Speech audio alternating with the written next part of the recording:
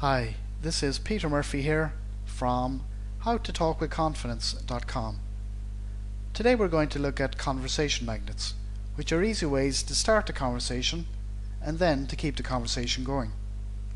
Once you start using what we covered today, you'll always know what to say to people. Let's start then by looking at the three types of conversation magnet. The first is the surface level, and that's all about small talk. Then you move on to the bridging level, where you focus and then explore a particular topic.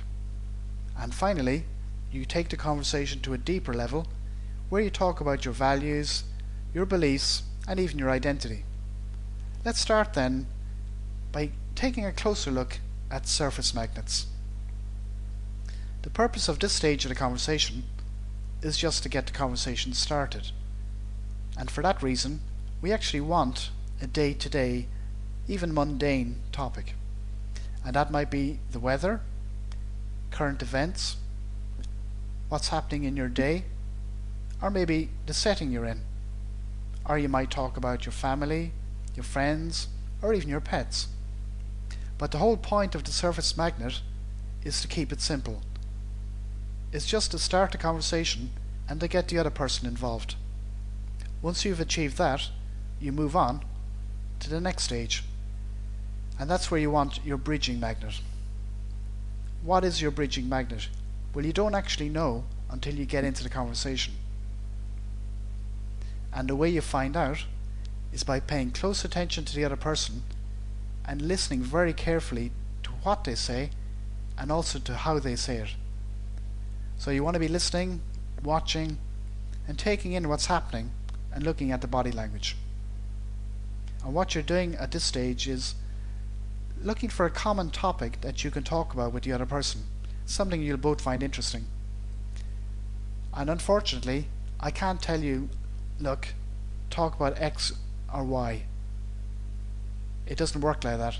Every conversation is different, and you need to bear in mind that when you're at the bridging stage, it's about testing, it's about trial, and it's about making mistakes and correcting your mistakes.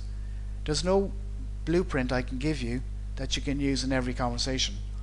You need to have this attitude that you're testing and you're looking for a common topic. One way to do that is through personal disclosure. You tell the other person a little bit about yourself, and then again you pay close attention to their reaction to see if they're interested. Let's say I said to you, I'm planning a vacation to Florida next month, and I'm watching you very carefully, and I noticed that when I said the word vacation, your eyes lit up. Well, there, right away, I've got an indication you might like to talk about vacations. Let's say when I said the word Florida, you weren't that interested. Well, then I'll avoid talking about Florida, but I might talk a bit more about vacations. So you see, this is all about testing, and it's about trial and error, and it's about being flexible and letting the conversation develop. That takes you to the next stage, which is the deeper level of the conversation. So at this point, through the exploration and trial and error, you've found a topic of conversation that you both want to talk about. How do you take that deeper? You take it deeper by talking about what you love and by talking about what you're interested in. And not just you, but what the other person loves, what they enjoy, and what they're interested in. And that's all to do with values, beliefs, and identity. Values, again, are what's important to you.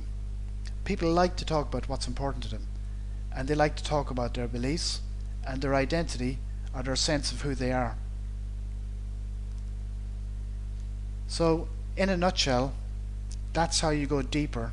You start, like I said earlier, with the surface level, where you just explore the mundane, day-to-day topics. Then you bridge through trial and error, looking for something more interesting. And then, once you have an interesting topic that you both want to talk about, you're not done yet. You want to go deeper. So let's say we've gone through this scenario, and let's say we started talking about the weather, and then we got on to talking about vacations. and all of a sudden we've got a nice conversation going. I'm talking about my vacations, you're talking about your vacations. Then I might even ask you, what do you enjoy most about your vacations? And we start talking about what we both love about vacation time. And then I'm looking for values. What's important to you about vacation? And I might even ask that question. I might say, what's most important to you about your vacation time? And then people will start telling you their values and their beliefs. And it all gets a lot more interesting and a lot more deeper. And you can get a real close connection with someone. So to wrap up, this whole attitude of moving the conversation along is about taking control. You take control of the conversation. You start at the surface level, you look to take it deeper, and then you actually take it deeper, like I just explained, by looking to talk about your values and what you enjoy most about the topic. Of course, none of this is going to happen unless you have an attitude of give and take. You need to give of yourself. You need to disclose a little bit about what you enjoy doing, talk a bit about what you're interested in, and then you got to give the other person the opportunity to share as well. It's not an interrogation. If you ask all the questions and don't share, you're going to kill the conversation. And finally, you need to know your exit. You need to know at what point you're going to finish the conversation. And again, this goes back to being in control. You don't want to leave everything up to the other person. If you get to a point and you've had a good conversation and it's going flat, know your exit. Know how you're going to exit a conversation.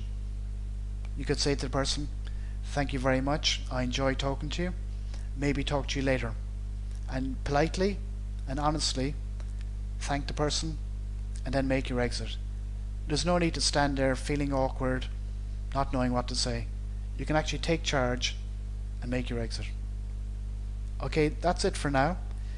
I've given you some ideas to play with. I hope you'll get started now and start practicing what we talked about. This is Peter Murphy here from howtotalkwithconfidence.com.